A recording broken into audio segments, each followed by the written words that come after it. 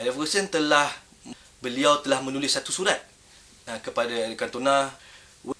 When we restart training, I keep waiting for you to turn up as normal, but I think that was in hope, not realism. And I knew in your eyes when we met at Mottram, your time at Manchester United was over.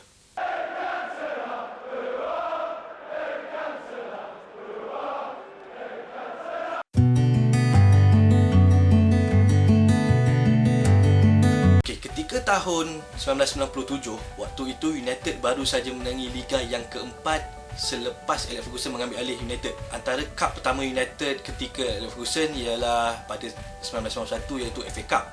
Ketika itu ada satu berita yang mengejutkan di mana United ketika pre-season, Eric Cantona telah tidak menyambung kontraknya ketika berumur 30 tahun. So pada waktu itu ialah satu berita yang mengejutkan kepada semua fan United, di mana mereka baru saja memenangi gelaran liga buat kali keempat dan sedang meningkat naiklah untuk mendominasi Liga Perdana Inggeris.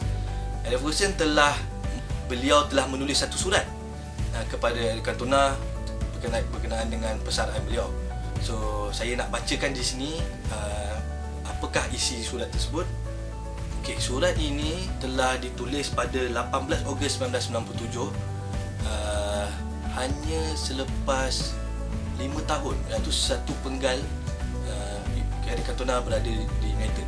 Surat itu berbunyi begini: Dear Eric, some months have passed since we last spoke, and I felt that I should write to you as a mark of respect and esteem in which I hold you.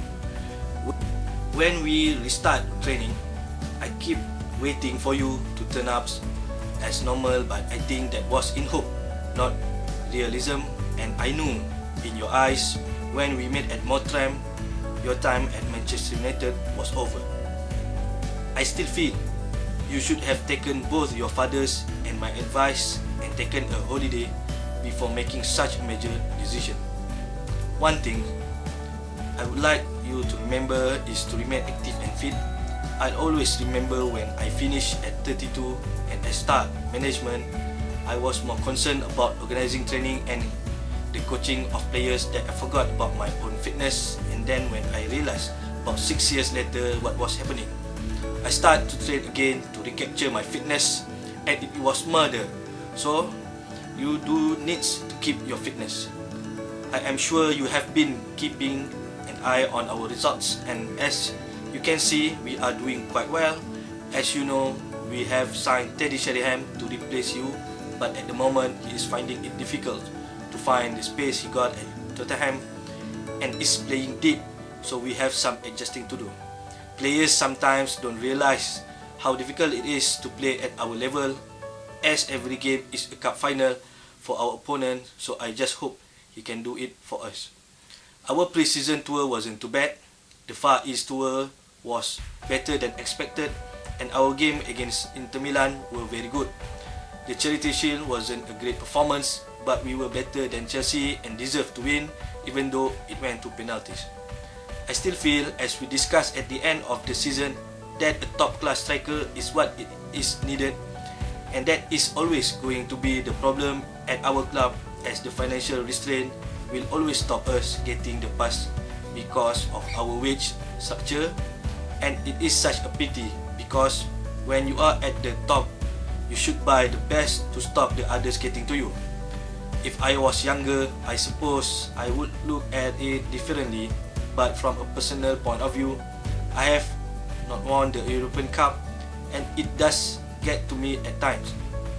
However, I just carry on and not put up a mental barrier, and I have always had the belief and trust in my players and wish to continue to do so. I keep hoping that I will discover a young Cantona. It is a dream. As I close this letter, I would like to hope that we will have a chat, a drink or a meal together soon. I know that the club has written to you about the forthcoming dinner. I hope you will manage it, but that is not the most important thing. For it is to remind you how good a player you are for Manchester United and how grateful I am for the service you give me. I will never forget that, and I hope you won't either. You are always welcome here, and if you pop in unexpectedly for a cup of tea, no fanfare, just for a chat as friends, that would mean more to me than anything. Eric, you where I am if you need me, and now that you are no longer one of my players, I hope you know you have a friend. Good luck and God bless. Yours sincerely, Alex Ferguson, manager. So daripada surat ni kita memang nampak lah Alex Ferguson begitu merasai kehilangan Eric Cantona, dan Alex Ferguson merasakan Teddy Sheringham masih lagi cuba untuk menyesuaikan diri di Camp United. Dan seperti mana yang kita tahu, season yang berikutnya adalah season yang paling gemilang dalam sejarah United, di mana mereka memenangi treble tanpa adanya Eric Cantona.